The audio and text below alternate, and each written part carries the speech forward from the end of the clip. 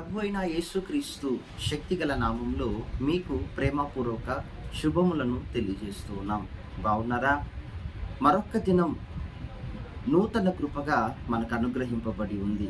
ఈ దినం దేవునిని బట్టి మనం సంతోషించి ఆరాధిస్తూ కృతజ్ఞతలను దేవునికి తెలియజేయటం వలన మనలను బట్టి దేవుడు సంతోషిస్తూ అనేకమైన ఉపకారములు చేయటానికి దేవుడు సిద్ధంగా ఉన్నారు.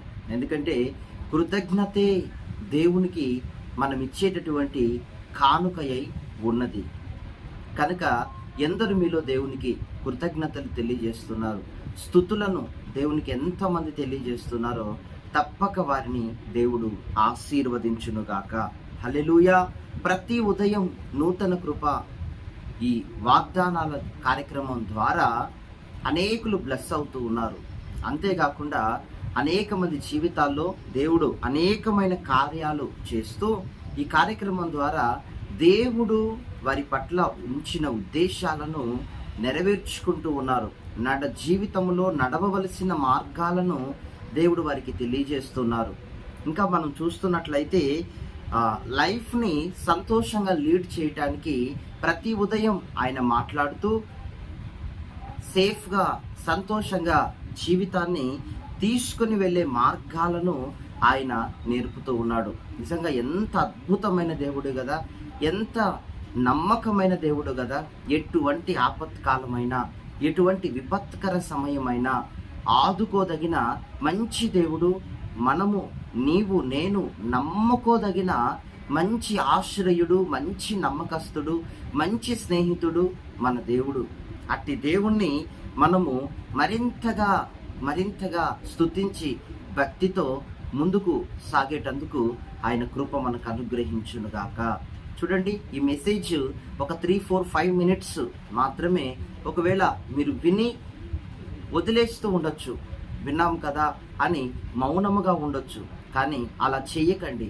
విని దేవుని ఎదుట మిమ్మల్ని మీరు సరిచేసుకొని ఈ ఆశీర్వాదాల కొరకు ప్రత్యేకంగా కట్టబడుట నిమిత్తం, ప్రత్యేకంగా ఆశీర్వదింపబడు నిమిత్తం మీరు ప్రార్థించండి. దేవుని ఎదుట స్తుతించండి.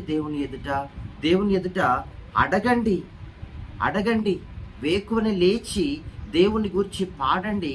మీరు అలా చేసినప్పుడు దేవుడు మిమ్మల్ని అత్యానంద భరితులుగా చేసి ఆయన ఇచ్చిన వాగ్దానములను నెరవేర్చుటకు దేవుడు మీ కొరకు మీరు మాత్రమే ప్రార్థన చేయకుండా దేశము కొరకు, రాష్ట్రము కొరకు, అలాగే ప్రజల కొరకు, దేశంలో ఉన్న నాయకుల కొరకు, నశించిపోతున్న ఆత్మల కొరకు మీరు ప్రార్థించాలి. ఎందుకంటే వారు నాశనములోను పాపములోను ఉన్నారు. వారు విడిపించబడాలి మన ప్రార్థన ద్వారా. అదే దేవుడు మనలో కోరుకుంటూ ఉన్నారు. అదే బాధ్యతతో మనం ముందుకు సాగినప్పుడు దేవుడు మనకేం బహుమానం ఇస్తారో తెలుసా?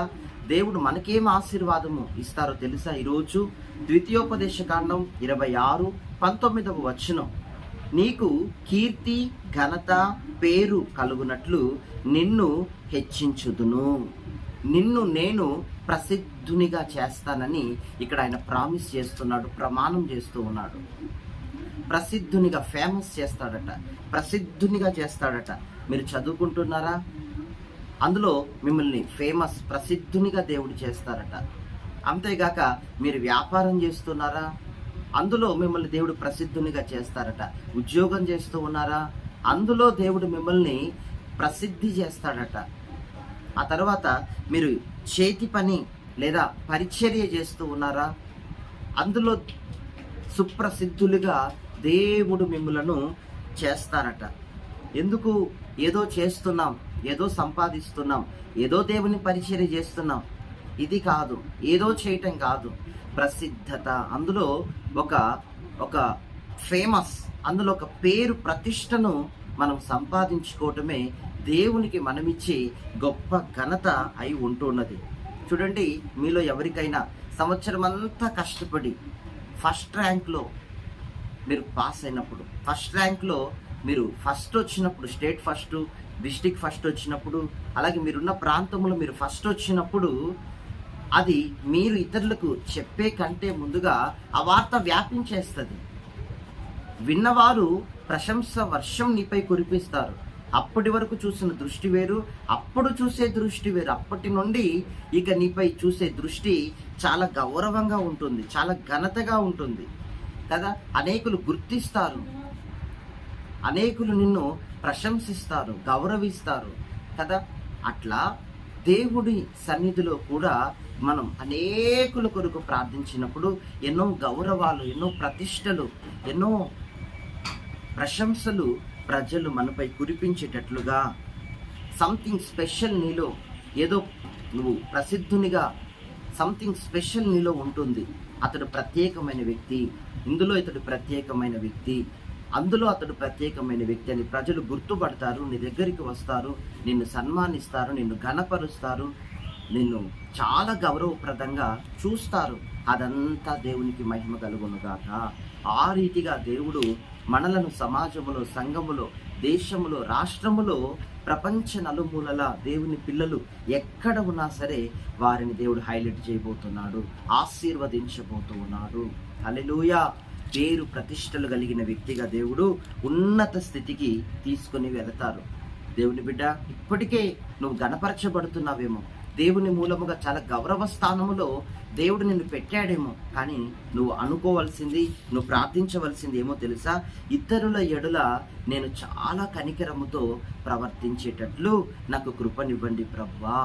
ఇతరుల ఎడల మీరు ప్రజల పట్ల ఎంతగా ప్రాణత్యాగం పెట్టి అంతగా మీరు ప్రేమించారో అంతగా నేను కూడా ప్రజల యొక్క దయను సంపాదించుకోవాలి, ప్రజల ఎడల కనికరం కలిగి నేను ప్రవర్తించాలి. హుందాతనంతోనో, అధికారపు మత్తుతోనో, నిర్లక్ష్యపు వ్యవహారముతోనో కాకుండా చాలా కనికరం కలిగి, చాలా బాధ్యత కలిగి, చాలా ప్రేమ కలిగి నేను ప్రజల ఎదుట ముందుకు వెళ్ళాలి, ప్రవర్తించాలి ప్రజల కళ్ళకు అని నీలో నువ్వు ప్రార్థించు. దేవుడు నీ స్థితిని స్థిరపరచబోతున్నాడు, నీ స్థితికి కావలసిన కాపుదల ఇవ్వబోతున్నాడు. దేవుడు ఈ రీతిగా ఈరోజు నిన్ను ఆశీర్వదింపబోతూ ఉన్నాడు. మహాపరిశుద్ధుడా, జీవం గల తండ్రి, జీవాధిపతి, స్తోత్రం నాయన.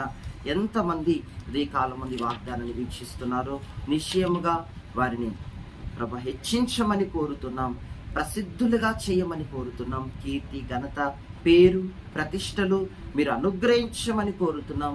దేశంలో, రాష్ట్రంలో, సమాజంలో ప్రభు ప్రతి ఒక్కరి కొరకు ప్రార్థించి మీ ద్వారా ఈ ఆశీర్వాదాన్ని ప్రతివారు తీసుకోవడానికి కృప అనుగ్రహించండి అయ్యా.